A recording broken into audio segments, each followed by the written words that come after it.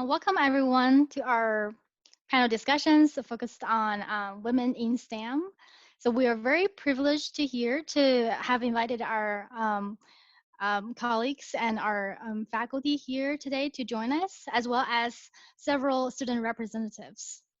So first, we're just gonna introduce ourselves quickly. So my name is Xuan Wang-Wolf, and I'm the Director of Online Education here at Emory and Henry. And my co-organizer, Maggie. Hello, I'm Maggie Obermann, and I'm the Civic Engagement Coordinator with the Appalachian Center for Civic Life. Thank you all so much for being here. It's great to see everyone. I am not a STEM representative. However, I have made a connection with a group that you're going to hear about later in the community. So professors, do you have a preference? So I'm just gonna follow the order on my screen. Dr. Carroll? Hi, I'm Dr. Carroll. I teach here in the math department. Do you want a bigger introduction than that, or? Up to you. I've been at Emory and Henry since 2012. I got my PhD at Georgia Tech and a master's degree at University of Nebraska in Lincoln. And then Rachel? All right, I'm Rachel Wilbur. I am in the marketing and communications department here at Emory and Henry College. I am the web content manager and chief photographer. I do video work too. I'm originally from just outside of St. Louis. I introduced people earlier to my dog Finn, who was on my cup. So you can enjoy me and my dog while we talk today. Welcome, Finn. And Dr. Fleet? So I'm Dr. Fleet. I am a professor in the biology department. I've been at Emory and Henry almost 15 years now. That's weird to think about. Let's see. So I earned my bachelor's degree at Tufts University, which is outside of Boston, and then my PhD at Duke University. And I'm excited to be here. It's really exciting to see all of the Women's History events this month. So I am grateful to the organizing committee. And Dr. Ferguson? My name's Jamie Ferguson. I'm originally from North Alabama, and I am a chemistry professor here. I have been in Emory and Henry since 2014. My chemistry area is called ionic liquids, which is, if you imagine that a flowing liquid made of all pluses and minuses, instead of like table salt, which is a nice crystalline solid. So that's what I am kind of interested in. I did my PhD at the Queen's University of Belfast in Northern Ireland, and spent my postdoc at the University of Ottawa in Canada. Thank you, all panelists. Now let's introduce our student representatives. Hannah? Yeah, hi, I'm Hannah Reed. I'm a junior here, and I'm a math major. And Elizabeth? Hi, everybody. My name is Elizabeth Combs. I'm from Carroll County, Virginia. I'm a third year at Emory and Henry, and I'm a biology psychology double major. Thank you all. So just getting us started with, what is STEM? So it stands for, most of you probably know, just in case you don't, it stands for science, technology, engineering, and mathematics. So we prepared several questions that we would like to ask our panelists. So I'm gonna ask the first question. So tell us your story of your earliest interest in STEM related learning, and tell us why did you choose STEM as your major of study or career of choice? If we want to keep to the same order, I can start. Sure. I started tutoring other kids in math when I was probably in about 7th grade. It just kind of happened organically. I would tutor a couple people and they would recommend me to other people. So I started teaching math to other kids pretty young. but I didn't think that it was what I was going to do. I went through high school. I went to a public school in New Jersey, but it had a very innovative curriculum. One of the rules was that you had to read books in every single class. So I was reading books in my math classes. So I got to read some really interesting books that way. My freshman year in high school, I read a book that was essentially how to build all of the number systems in the world, starting with the number 1. And it was really fascinating. And I think that experience actually kind of laid the groundwork for me to take higher math, though I didn't know it at the time. I actually left high school after my junior year and went to college. That's a long story. You can catch that story some other time if you're interested. But when I got to college, I felt like I should take calculus because I had this idea that, you know, a well-rounded, educated person should know calculus. I'm not sure where I got that idea. My family isn't particularly mathy or sciencey, but I had this strong belief. And when I was in calculus the first semester of my freshman year, I sat next to my future husband, first of all, so that was an interesting aspect of calculus. And then the professor I was taking it with said, "Hey, I'm teaching this really cool class next semester. I know you like writing, and it's a mathematical writing class. You should totally take it." What she didn't tell me was that it was a mathematical proofwriting class that the math majors were a little scared of. So I ended up taking this class as a freshman. Most of the math majors in there were juniors. But the kind of cool thing is, I said to several of my freshman friends, "Hey, I'm taking this really cool math class next semester. You should join me." So there were 5 freshmen in the class, and we kind of came in as a unit. We were already good friends. And it was hard.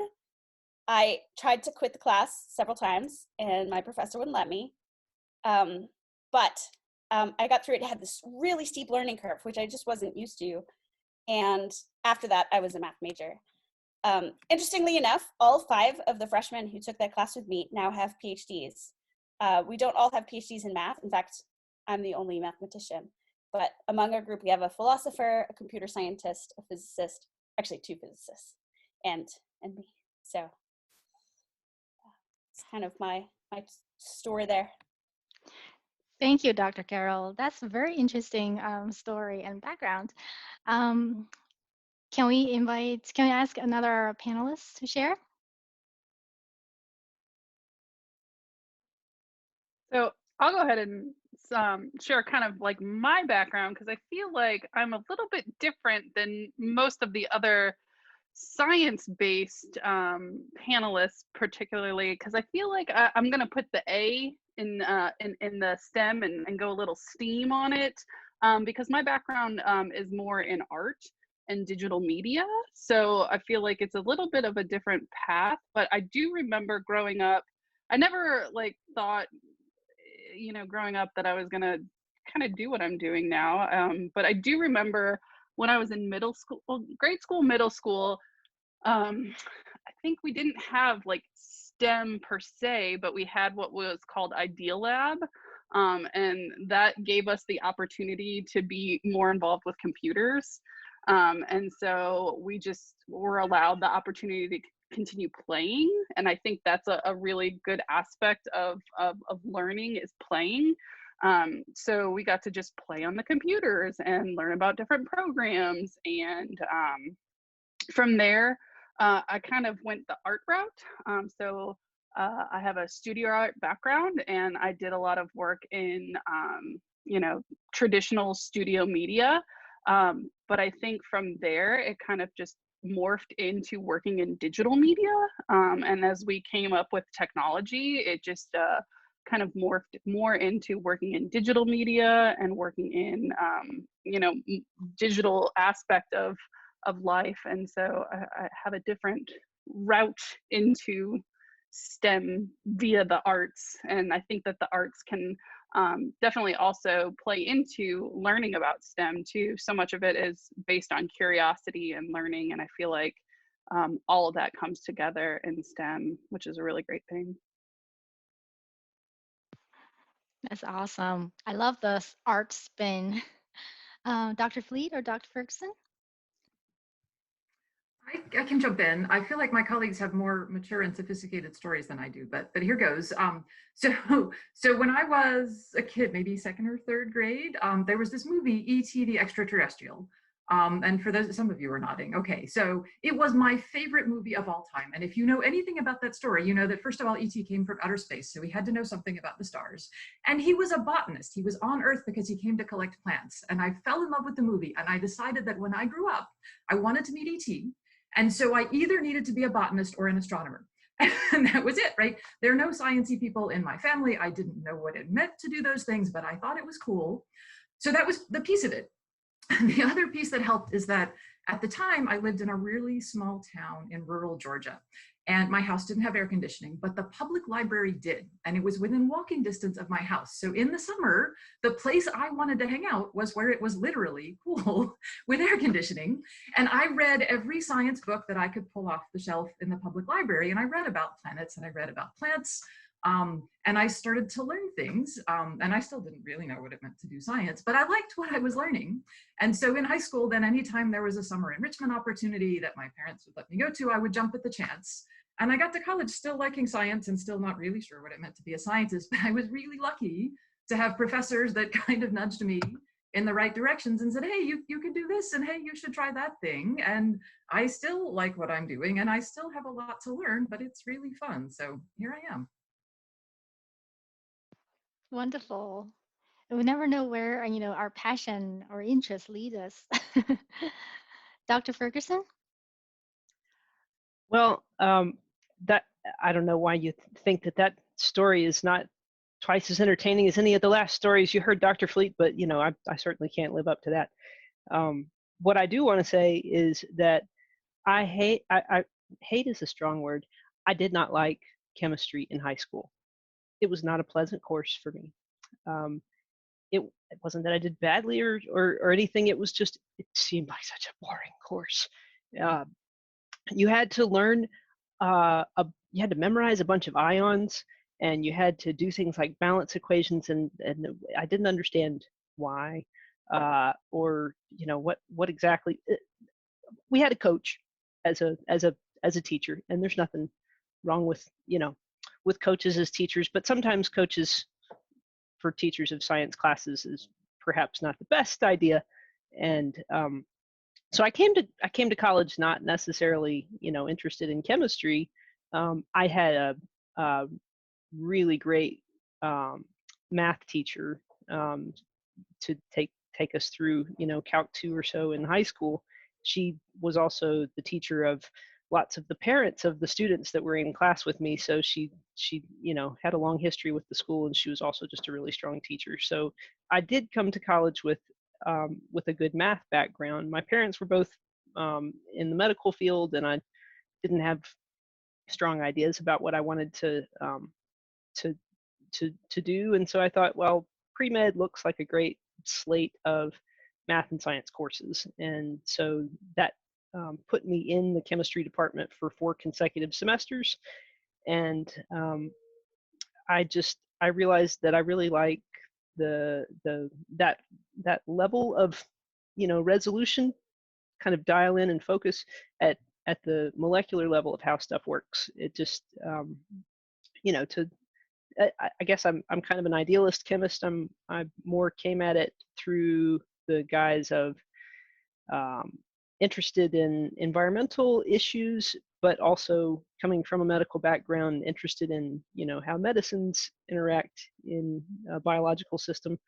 And so once I sort of saw what chemistry was as a structured discipline of study, I don't know, it is a very cool kind of place to just to kind of focus your attention. And I also like that that in chemistry, it's a cut and dry sort of system. there's not, I mean, there are ways to prove and disprove a lot of things pretty conclusively. So, you know, I think that kind of matches with my personality. I don't know if that's an origin story, but you know, that's kind of how I migrated to chemistry. Thanks so much for sharing. Very interesting. So how about our student representatives? Elizabeth or Hannah? Yeah, I'll jump in. Growing up, even like as early as, you know, kindergarten, first grade, I just had this desire for knowledge. It didn't necessarily have to be science. It just had to be knowledge. I really just wanted to know everything about everything, read everything. I loved it very, very much. And so that just learning in general gave me a good relationship with academics. And then I have two parents in the medical field.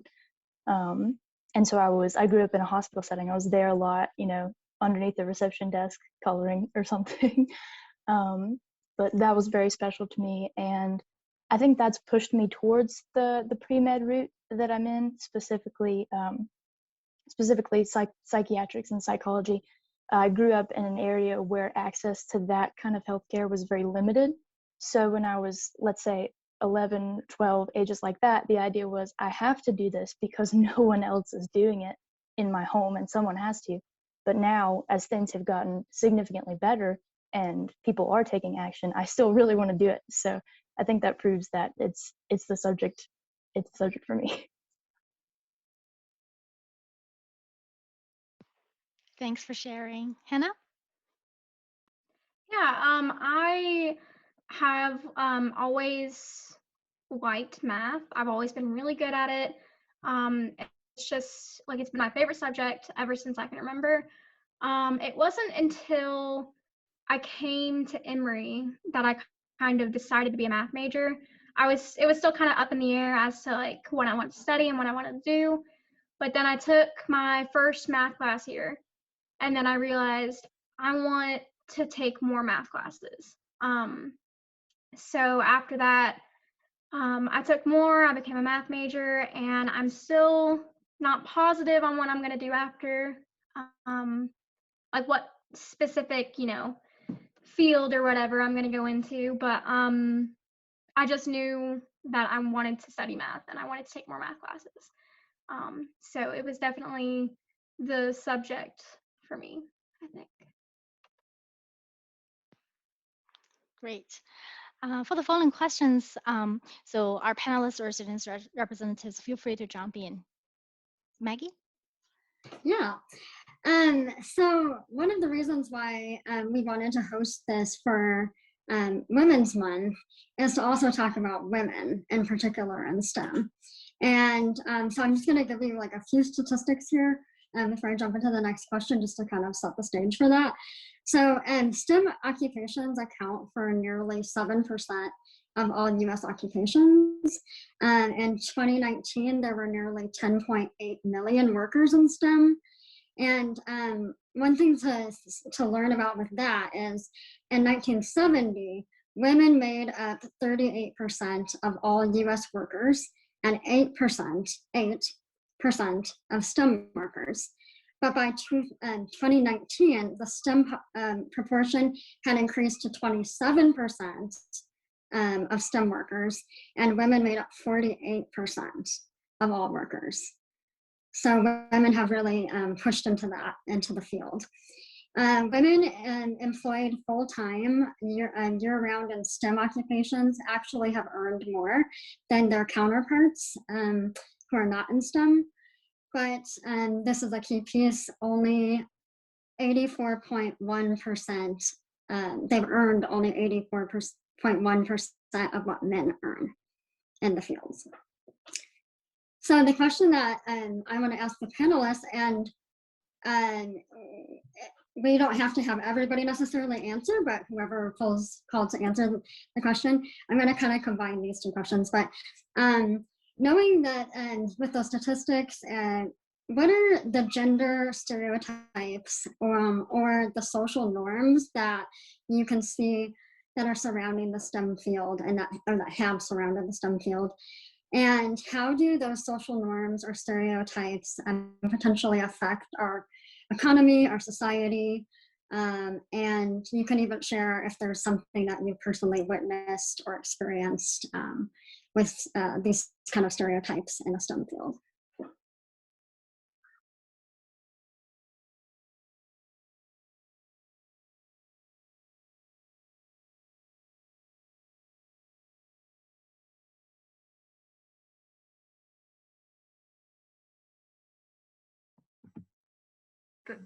There's a lot to think about there. I'll jump in with a couple of ideas. So let's see, some of the sort of gender norms, a couple of the things that I think of, right, are that often in, not always, but in the STEM professions that I've seen the most directly, right, there's often an expectation that you maybe work long hours or non-traditional hours, and that might mean you're out in the field, right, in the jungle, or away from your home, or that it might mean that you're in the lab and around potentially harmful chemicals and things like that. And all of those are settings that make it challenging to raise a family, right? And so when you balance that against this sort of social expectation that says that at least as a US society, we tend to expect women to take on more of the childcare responsibilities. And I think some of that is us putting that expectation on ourselves, right? Those can be challenging things to balance. So I think that's one piece.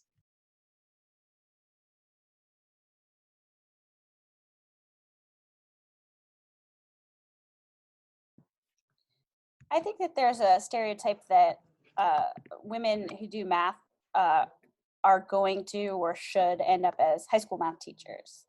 And I think that there's this image of, the people who do serious math are, the geeks of the world, the guys with their thick glasses, right? And that's not a true stereotype either.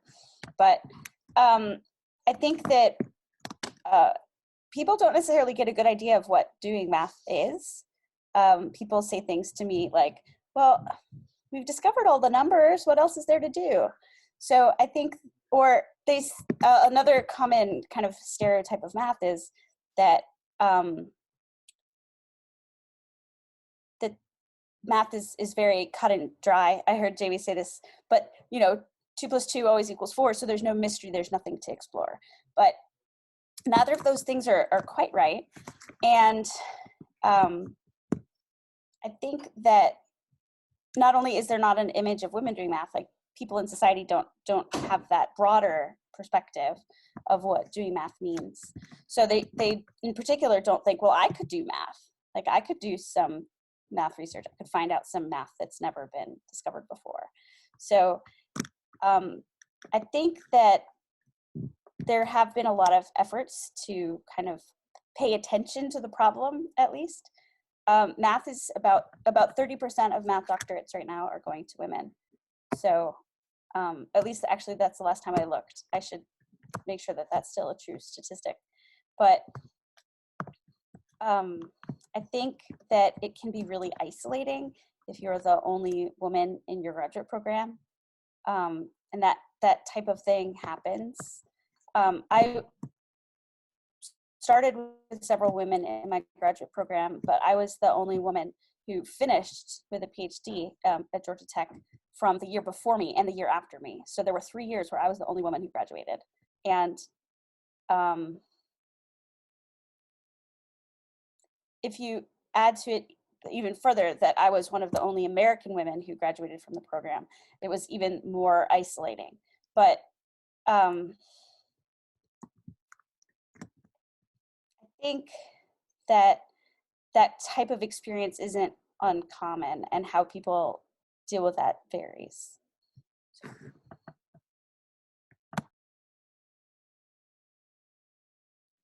I definitely agree with that, Dr. Carroll. I was thinking about this, looking at the questions earlier. I immediately thought, and psychology major coming out right now, I immediately thought of Seligman's learned helplessness experiments, and the concept that if, I won't go too far into that, that'd take all night. But basically there were these dogs and they were put in these painful situations, and if they didn't see a way out, they wouldn't try to get out. And I think you can kind of mirror that, and you can say, if you don't see people doing what you want to do, perhaps you won't go after that. Perhaps you won't try to achieve those goals just because it may seem unrealistic to you just based off of what you're seeing, your reality. Another thing I wanted to add, just general misconceptions. The concept that a woman especially can't be smart and be anything else. It's like if you're smart, that's your central personality trait. You can't like music. You can't you can't do anything fun. You're smart. I've gotten that one a lot. So I think that's a big one.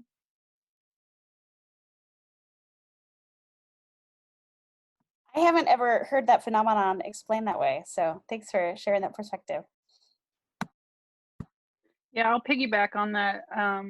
Like most things, representation matters, and so I think that's really a poignant part in STEM and in any field or any place in life, really. Like to be able to see yourself in that, like Elizabeth said, like representation absolutely matters, for sure. So that's my tidbit. I just wanted to jump in there with a statistic that some of you might have heard on a previous Lyceum this semester related to women in STEM. With representation, there in organic chemistry, we have certain recipes for how to connect two things, two pieces of a molecule together. And when you invent a new one, you get your name put on it. And so this is how we teach organic chemistry by all these named reactions. And the most famous ones, we make sure we cover, but there are over 600. And someone recently studied all the named reactions looking for women, and they found four.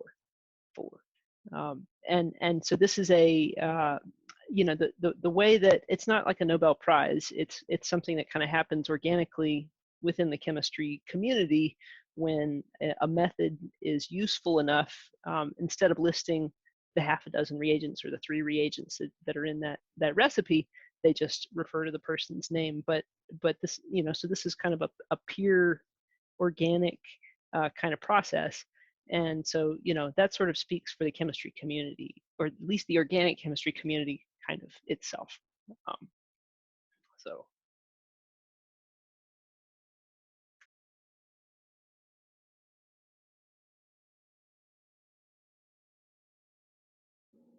Thank you for answering that. And Xuan, you want to answer ask the next question? Sure.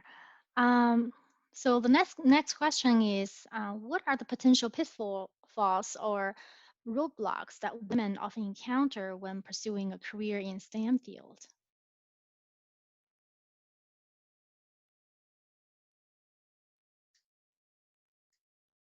Could you repeat that? I'm sorry, my internet cut out. Of course. So what are the potential pitfalls or roadblocks that women often encounter when pursuing a career in STEM field?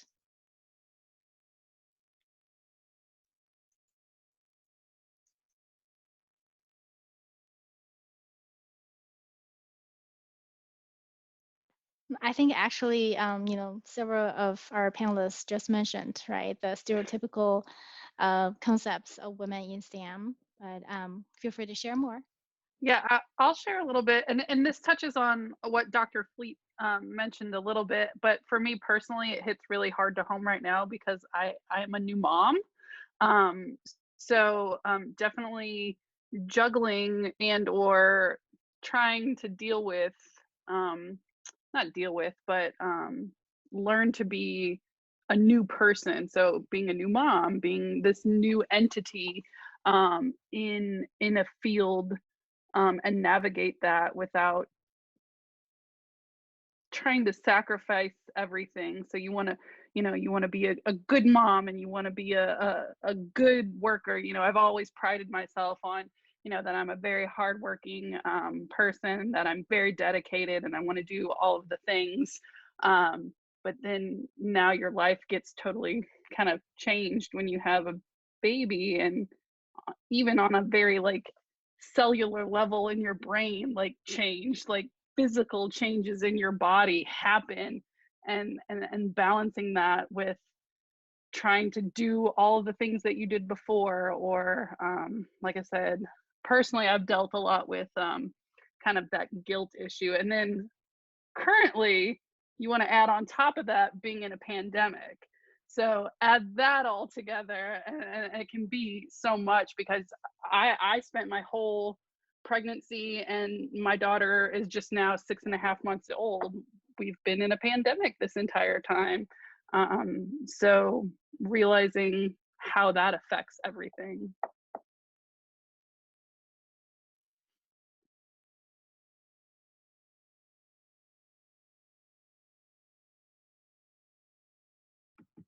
I'll come back to that issue of representation as well, right? It's, I think for anyone, it can be more challenging when you're, especially when you hit a particularly challenging point in your education, your graduate program, your job search, or whatever, if you don't look around and see people who you sort of identify as role models and who you can relate to. And so, especially in fields where women have historically been underrepresented and are still underrepresented, right? If you look around and you don't see anyone who looks like they're on the path that you want to be on, it can be harder to sort of convince yourself that yes, you can make it, right? And this is what it looks like to get there.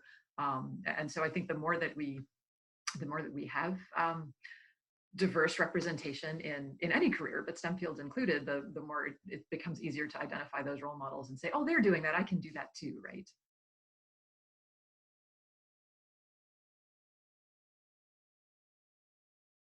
Okay, of course the train is going by now, because it would. This is in the exact same lines, and it starts with a story, but I promise it's going somewhere. So when I was younger, I pretty much lived with my grandmother, and she had approximately 5 foreign films on VHS tape, if we still know what those are. And she would play those, and she would basically have me recite them back in the language, in the accent, but focus on the accent. And when I got older, I asked her, why did we do this, Grandma? And the reason she did that is because she wanted to basically train the Southern accent out of me, because she was concerned that if I had the accent, then I wouldn't be respected. She told me, they're gonna think you're stupid. And for the longest, I think that concept, just like being an individual from the South, is very similar to the concept that we're all talking about, being a woman, just something particularly out of your control that you may feel like you have to overcome. Like a lot of my academic experience, I've been like, I have to prove people wrong. I have to surprise people because I'm a woman in science.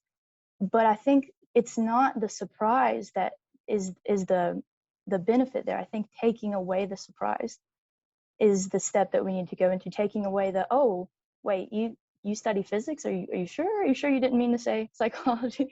Kind of making fun of myself there. But yeah, I think a big roadblock is just that separation between, the realistic self, the actualized self, and the ideal self.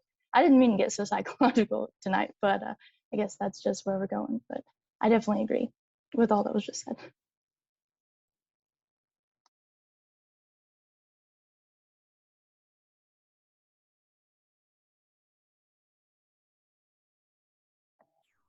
Yeah, I think, sorry. I think, yeah, I agree with that. Kind of going back to what Dr. Carroll was saying earlier, in the math field, one of those stereotypes is like, whenever I tell people I'm a math major, one of their first things is, oh, so you're going to be a teacher, or like, oh, so you want to teach, just something along those lines. And it's like, no, I'm actually wanting to do something more scientific with my math degree. And so, yeah, I think that, like Elizabeth was saying, just trying to turn things away from like shock as to like, oh, you're doing something more scientific, and turning it more into like, oh, okay, tell me more about that, instead of like, just kind of taking it back. So, of course, that's probably going to be like a process. It's not going to happen overnight, but so definitely something to work towards. I will mention one that I haven't heard anybody talk about yet, that I think it's not just STEM and it's not just women, but I think that it probably is more ubiquitous in STEM, and the the imbalance is more toward women. Is after college, you need to expand your um, breadth of experience. After a PhD, it's good to have a postdoc, or in some fields, you do a master's and then you do a PhD, and then you might work or do a postdoc or something. But there's usually several chapters between when you land somewhere and when you first start your studies, and lots of times you are chasing the ideas, you're chasing the science. If you were in the arts, then you'd be chasing an artistic opportunity. But you end up moving a lot, and that's been really it's been a real net plus to my life that I've gotten to live so many places. But also it's isolating because you form relationships, and then you move and you form relationships and you move, and it's a bit disconnected. And if you form personal relationships in that time, if you're with somebody, you have to make a negotiation of, somebody's going to get an opportunity before the other person gets an opportunity. And I can tell you, as a middle 30s female in the sciences, just from personal experience and from all the friends that I know, that the default is the expectation that women will move for men, but not the other way around. And so I'm just throwing that out there as a, kind of, you got to be ready for that. But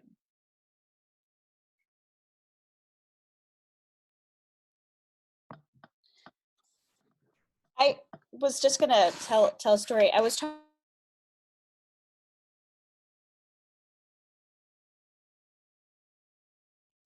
Oops, we lost her. I think, yeah. Well, it happens. Connections, will. right? Yeah, she'll hop back on, I'm sure.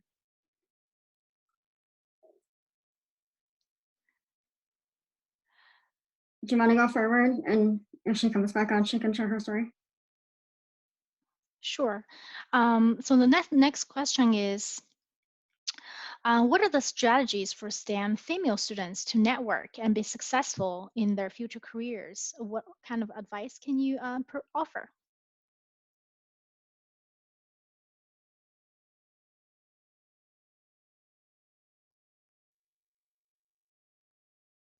So I know we're going to talk about this more later, but a few hours ago, we got to talk to the most just a wonderful group of girls, very young.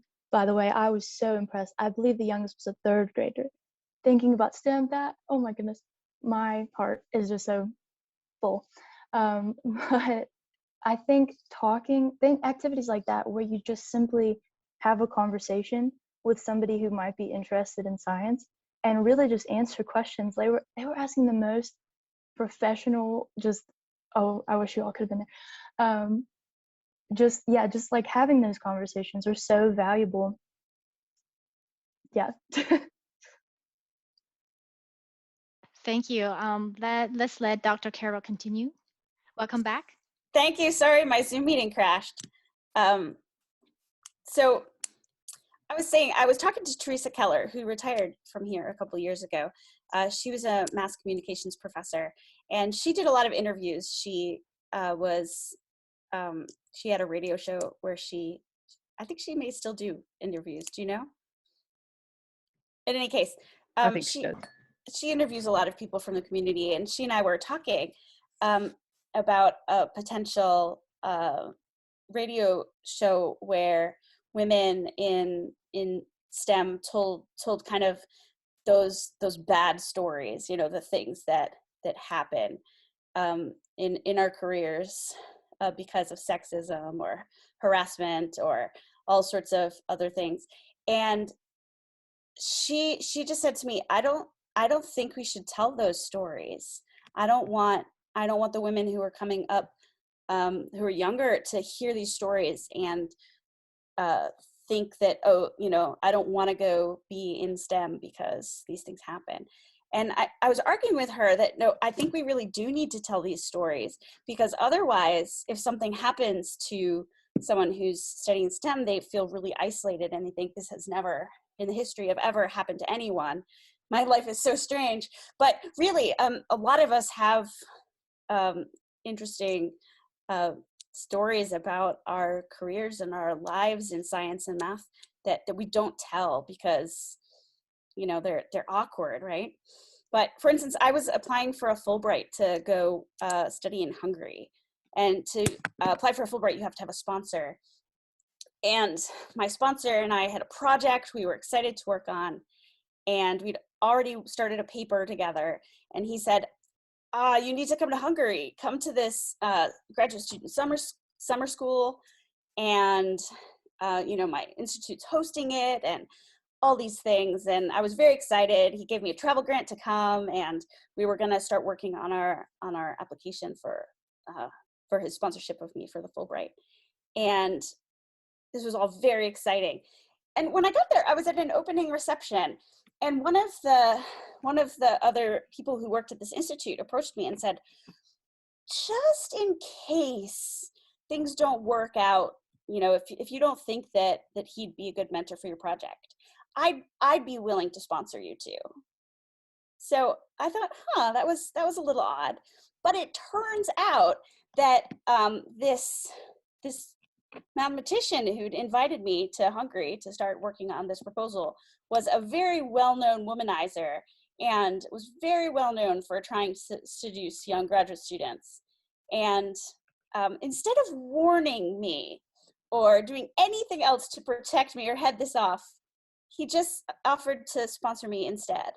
And, you know, the predictable happened, and my the person I thought that I was going to work with turned out to be a pretty big jerk. And, you know, we wrote a paper together. I often wonder what people thought I did to write a paper with this very famous mathematician. But I did not apply in the end for a Fulbright. And even though I actually really liked the person who offered to be my backup sponsor, I realized I couldn't go be in a country where I didn't speak the language with someone who was harassing me. I didn't know the legal system there, and it just didn't seem like a situation I wanted to put myself in, even though it would have been a really great opportunity for me. So these are the kind of stories that, again, we don't tend to share them just because, I don't know, they feel kind of awkward, right? Like, I know I didn't do anything wrong, but it's still like, I still think about it, you know, like, and I'm gonna go study in Hungary someday, but it might still be a while.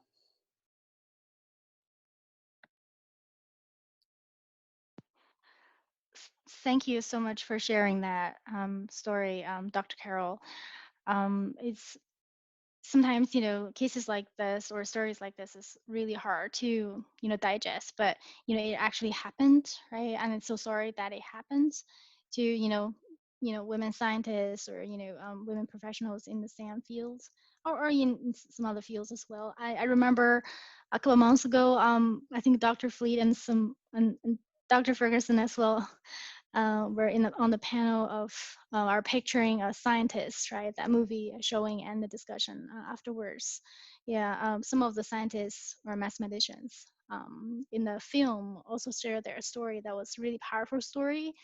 And sometimes, you know, those people who are in the higher power has, you know, controls of the funding, have the connections and networks that is unfair, but it could, you know, possibly just hurt one's career, right? So yeah, we need to have our voices heard. And then thank you so much for sharing it. Oh, all right. So we continue with the strategies question.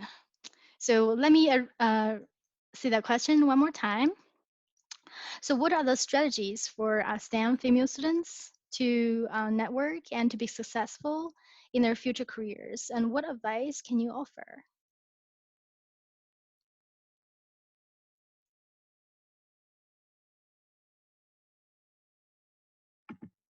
So I speak as someone who is not good at networking, right? But I have been really pleasantly surprised and gratified that almost every time I've reached out to a senior scientist, even just like an email out of the blue of, you don't know me, but can I ask you this question? Folks have been so very kind in responding and sharing their time and sharing their advice and setting up time for a follow-up phone conversation. And so I guess the one piece of advice I'd offer is just don't hesitate to ask, right? If you see someone who's doing something that you think you want to do, or at least find out more about, ask them, right? People tend to like to talk about their work and encourage other people in it. And so you have nothing to lose, and often a whole lot to gain from that.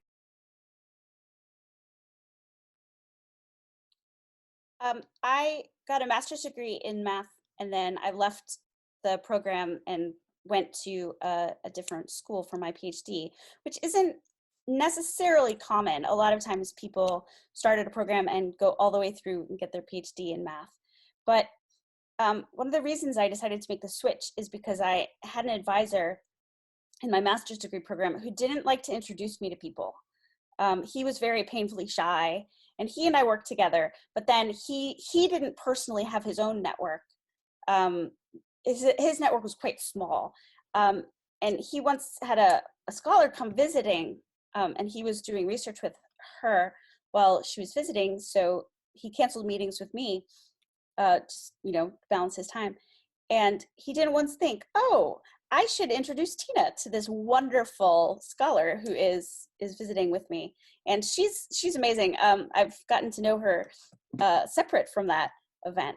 But at that point I said, I really, personally, a very outgoing person. I like to meet people. So I started working with a mentor who liked to introduce me to people, and he liked to travel. And he and I ended up doing a year of my PhD program by correspondence, because he was traveling.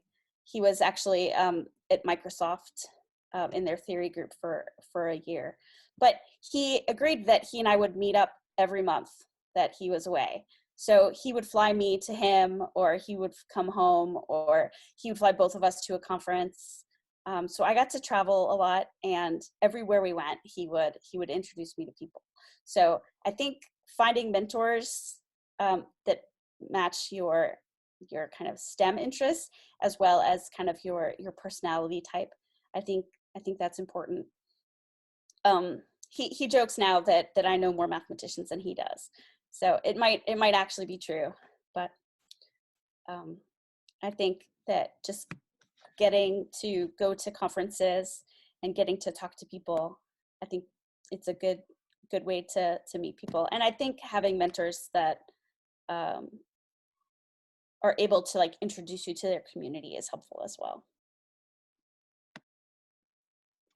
Yeah, I was going to say conferences are a really great opportunity, both for me as a professional artist as well. I have very niche conferences that are very directed in terms of specific arts that you can go to, but also I think about the content management system that we use for our website here at the college. We have a conference every year with that, and so I'm able to connect with other professionals that are doing the similar thing at a different college or a different university, and connecting with them, like Dr. Carroll said, and seeing how they approach a situation, or like Dr. Fleet says, I could email any of those other people and say, hey, remember that one thing that you did on your website that you showed us? How did you do that? And that's where we come together at that conference. For us, that particular conference is a smaller conference of professionals. So you're able to connect with one another year after year specifically. But like I said, you can connect over, that was a really cool design element that you did on that one website, and that looked really cool. And then they are gung-ho about sharing, well, we did it this way, and this is what you can do, and this is what you can do here. And I think that also gets me for me personally, gets me really excited to come back and try new design elements, to try new things too. So to see what some other particular school might be doing something that's successful and saying, oh, cool, I want to take that and I want to do this to it now, and then and turning it and spinning it and having a whole new perspective on it. But then, like I said, having that network of people that you can just kind of lean back on and say, hey, this sucks, or hey, this is really cool, like let's connect over that is really good. So conferences and networks are really good there.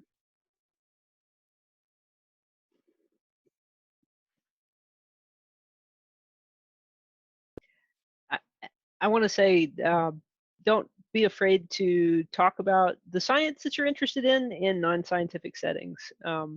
The person that I do a chemistry podcast with is a professor up at Virginia Tech, and I met her at an old-time music party where we both found out that we were both really into green chemistry, and thus began a great collaboration. But lots of people have multiple interests, and you are not the only one who is interested in these two niche things, or you might find a new interest, but don't be afraid to talk about science outside of science settings. We need more people talking all kinds of science outside of science settings. Speaking of science, there are currently a pair of red foxes fighting in my backyard. So kind of a cool biology. They sound like demented dogs. I don't know if you can hear them.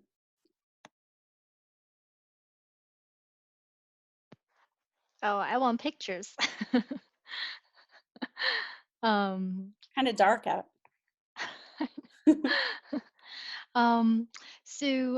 Maggie, you want to mention, talk a little bit more about our afternoon event with the Tech Girls group, the YMCA event? Yes.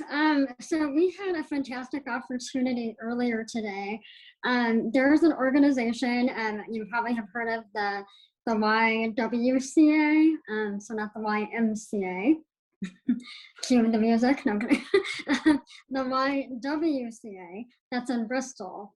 And they have a special program that's a STEM after-school program for girls, and it's called Tech Girls.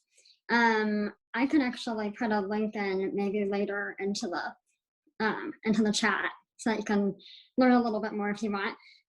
But these are girls from ages from grades 4 through 8.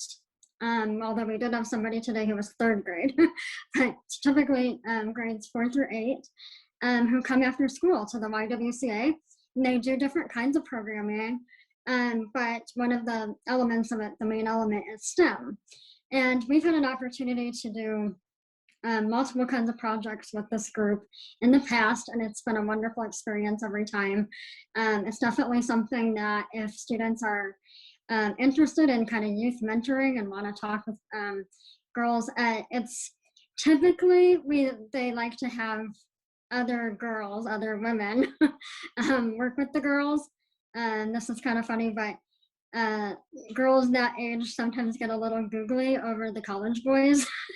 So, to kind of keep them focused during their time together, and they typically have females come. But today we had the opportunity, though, to have Elizabeth on our panel, and Hannah and Rachel all attended, and we spoke with these girls a little bit about what's it like to be in college and what's it like to work for a college and be interested in STEM or in STEAM, as Rachel said, and just talk with them and hear some of their thoughts and some of their interests. So they asked us some questions, and Elizabeth said a little bit. I don't know if Hannah or Rachel want to chime in at all, and or Elizabeth, if you still have a little more to say, of course, but what that was like and what you thought about that experience.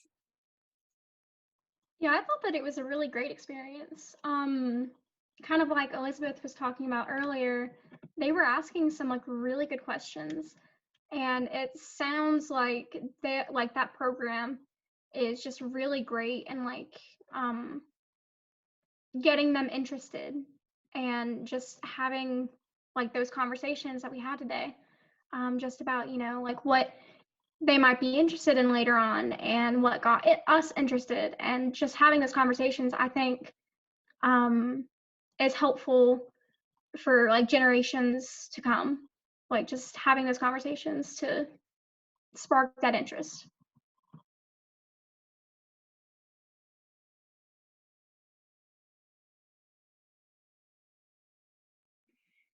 And just to add a little bit to that, one of the questions that we thought about was, why do you believe equal access in STEM education is important for girls and women? But also, we could even branch out a little bit and say, why is it important to Appalachia?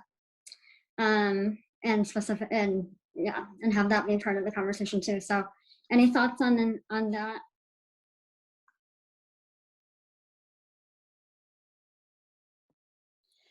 I think that the access to high quality mathematics education is really a issue of social justice. And it's something that I see in Appalachia isn't always available to students as they come up through their K-12 education. And I think that anytime a community shuts people out, it loses perspectives, it loses an opportunity for that person to make a contribution. So I think that math is very important, because if you don't have good math skills, it starts closing doors.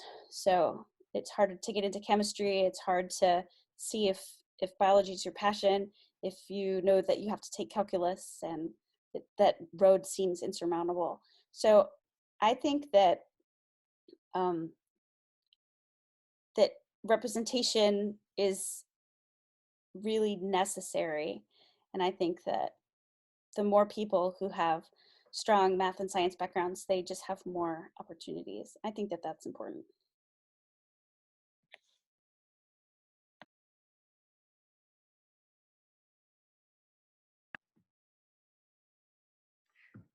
I would say too, right? A lot of STEM work is asking questions about how the world works around you and solving problems. And I think the questions we ask and the problems we recognize to solve come very much from our experience. And so the more that we have representation in STEM fields from people from Appalachia, from a diverse range of backgrounds, right? The more we recognize what are the problems, what are the things that we want to know, right? There's a rich biodiversity in this region that maybe you wouldn't know about if you hadn't grown up here, right? To know, to want to find out about those species and protect them, right? And so the more we have representation in STEM fields from people from diverse backgrounds and diverse geographic regions, the more we have people asking those questions and trying to solve those problems that maybe we wouldn't otherwise.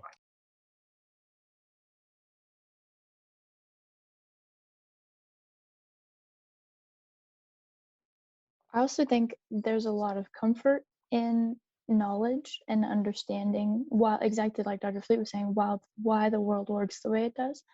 And just being on, maybe, because I'm thinking more medicine, but you know, things, maybe this hurts because so and so, maybe I don't feel so good today because so. Yeah, I think here's a story. When I was a senior in high school, and I told this to a couple of my friends today that I think are here, so sorry you're hearing it again.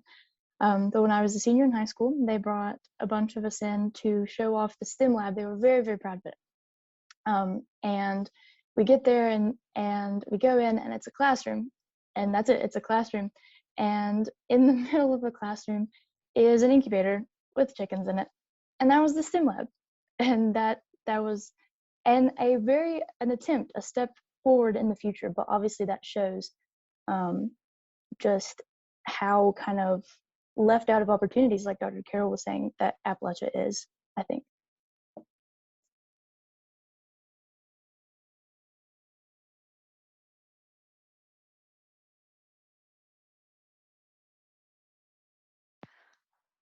Thank you all so much for sharing. I think we have some questions from the chat and some sent through private chat, so we're gonna get to those quickly. So first question here is addressed to Elizabeth. So the students really want to double major in psychology and biology, and students is afraid that she might not get all the classes done or completed in 4 years. So any insights or advice? Okay, the one reason I may not be the best at answering this question because I did a lot of gen eds in high school through the community college. So I came in with most of that done and then got to really focus on the psychology and biology part. So I got really lucky there. And I don't want to say like, absolutely, you have enough time if maybe you didn't get to complete those gen eds, because I think that's kind of where the problems come in when it comes with double majoring, is getting the like Englishes and things out of the way. I definitely talked to Dr. Gaia about psychology, and then maybe somebody like Dr. A or Dr. Fleet about the biology part. I'm sure it's possible because I know of others that have done it who also had to do the gen eds here. So I think that's awesome that you want to do that. Dr. Fleet, do you want to chime in? Yeah, I think Elizabeth's answer is right on point. So I would second what she said. We see students doing all kinds of really interesting combinations of double majors. So I think the earlier you start that conversation with professors in whatever combination of departments, the easier it is to plan, right? So definitely talk to professors in psychology and biology, especially now because we're getting ready to do advising for fall course selection. This is perfect time to have those conversations and just get a sense of what it looks like, right? And then you can decide you know, if that picture looks like it makes sense for you. Awesome. Another question. So the student has this question, and it's open for all panelists and student representatives on the call today. So the question is there a way to make the STEM programs at Emory more inclusive and or welcoming to women of all backgrounds?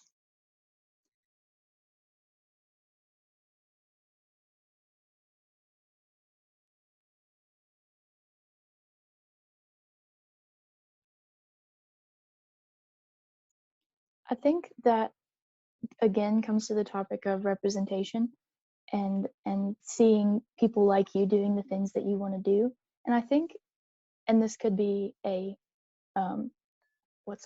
this could be an incorrect answer just based on my my rose colored glasses, I guess. But in my friend group thinking, just in the biology program, is relatively diverse of different backgrounds. And I think that being able, like we're having this panel discussion right now, being able to talk to those individuals and see, oh, they do that, they do what I love. I think that is a very good step in the right direction.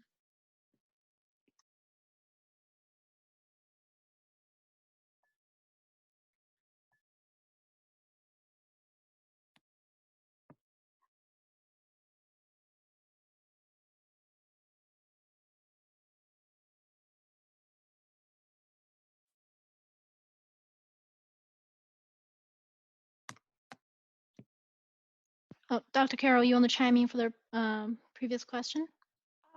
Well, I was just thinking that we would really like this to be a very welcoming space. I see Sharon's question in chat.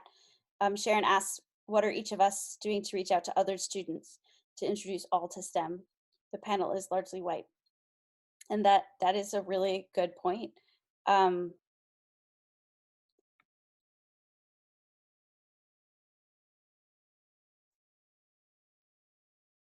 I would like all students to feel comfortable in STEM classes, and there are barriers as well, not just for women.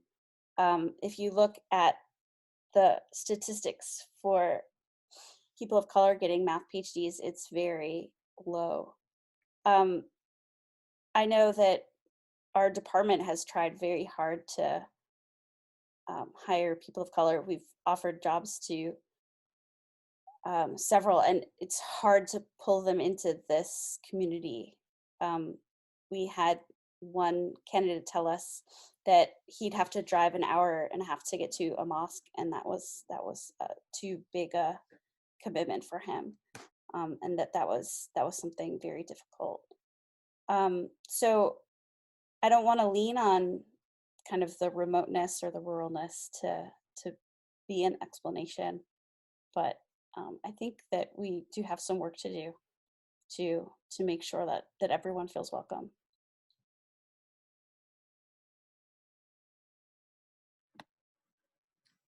To Reverend Bauer's question, I feel like I still have a lot to learn. I think it's a really important thing. I agree with Dr. Carroll. We absolutely want STEM departments to be inclusive and welcoming, and I'm still learning what that looks like and how to do that well.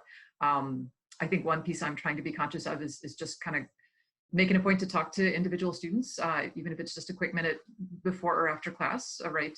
To try to make one-on-one connections and help folks feel welcomed. But I certainly have more to learn, and I would welcome ideas about how to do that well. I want to say here that I really appreciate Dr. Fleet's involvement actually with the Appalachian Center and using some civic work within her class, within some of her courses. I don't think that this is by any means necessarily answers the whole question, but I do think that giving students an opportunity to know the community that they're in and to see diversity out in the community and to be in different situations. So Dr. Fleet is one who has made an effort to send her students out to different organizations in some of her classes. And so I think sometimes opening up students' eyes to our area and our region can then be encouraging to then recruit more students into programs, because sometimes they just feel like they're in their Emory bubble and don't know really kind of what's surrounding them. And so understanding other people that are in our region and in our community, I think is important to start building more bridges and connections that can encourage more diversity.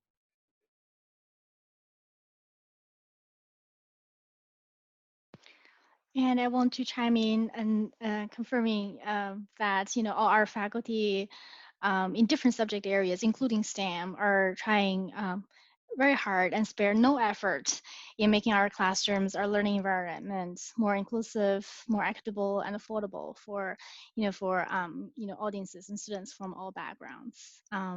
So we are very lucky to have you all here with us, and so just know that we are trying our best and to enhance our interaction, like Maggie said, interaction in the classrooms, outside classrooms, within the community, etc. And join us in this movement.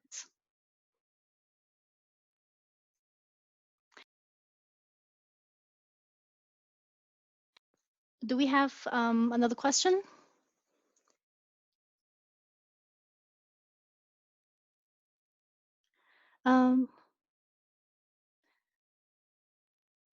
Maggie, I think it's probably time for us to say goodbye. I did have one final question. Okay. I would just like to hear what is your favorite part of the work that you do, and or the field that you're studying in as students. What inspires you and gets you going? Discovery.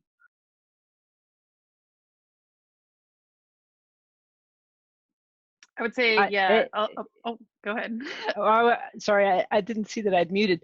But when you discover something new, when something doesn't behave like it's supposed to, and then you actually can figure out what's going on, from some peaks on a spectrum or something, it's pretty cool. Discovering something that nobody else has discovered before. Yeah, and I guess similarly, I was gonna say curiosity and learning, like lifelong learning. I feel like that's a buzzword that gets used a lot, but it's true. I'm always curious to learn new things, so I constantly find myself trying to learn something, and then maybe it doesn't even apply to my job, but in my own personal work, bringing that in, because I think that then can recharge me for the work that I actually do. And I shared earlier when we were in that Tech Girls panel, I tried to make a connection with some younger generation, and I feel like I'm still young, but not really. I play a lot of video games. So in that sense, mixing both my artistic design principles and kind of like the digital media work that I do, and combining them and working to build a video game. So that's one aspect that I get really excited about, is learning new things. So that's one of the new things that I'm learning. I've started getting really interested in learning theory. Like, how do we learn the things we learn, and how do we keep them? You know, like a lot of math retention, people learn something for a test and then just, you know, it disappears. So how do we reinforce those ideas? So I'm actually learning a lot more psychology than I ever have before, and it's fascinating.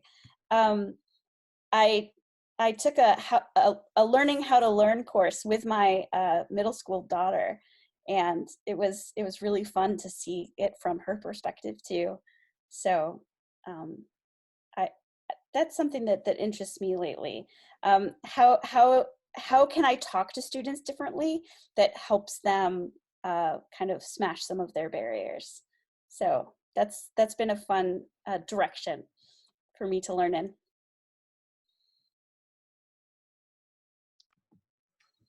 For me, the things that my colleagues have said, yeah, discovery and curiosity and learning, all the things, but I think also being part of a community of learners, right? Having other people asking great questions, kind of challenging me to think more and revisit my ideas is a fun bit as well.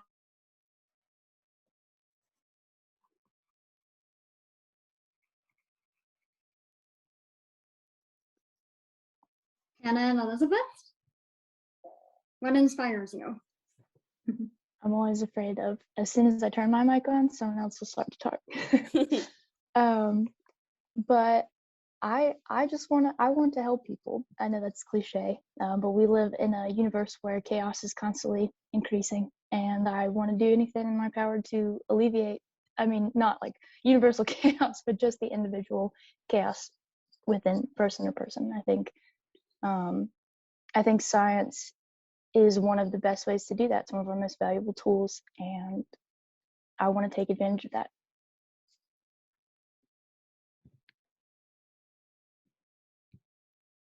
And then for me, it's kind of the same as everyone else was saying, just like learning more. Like we have some great math classes here, but like that's almost just the tip of the iceberg of the math world. Like there's so many different like fields and ideas and everything, and like there's so much just in math that like I can't imagine how much is in like biology, chemistry, like all these other like STEM fields. So it's just like amazing how much knowledge there is in the world. So I think that's really cool.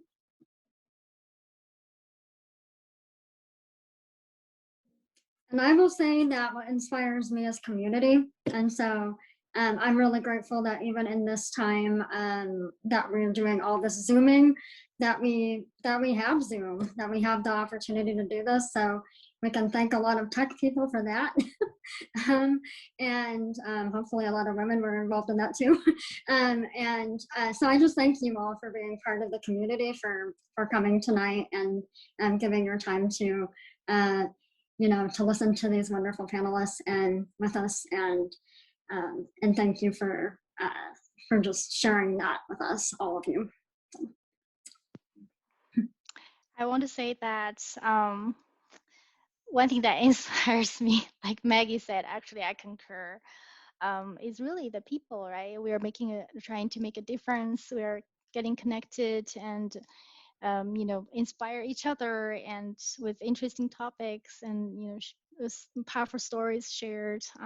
I'm feeling very grateful to be here with you all, and then thank you so much again for sharing your stories and your experiences and insights with us. Special thanks to our panelists and student representatives and my co-sponsor, co-organizer, Maggie, as well as our Office of Diversity, Equity, and Inclusion, Carly, Sherry, and John. Yes, thank you all so much. This panel was wonderful. Thank you for inviting us. Thank you. Thank you all for coming, for joining us.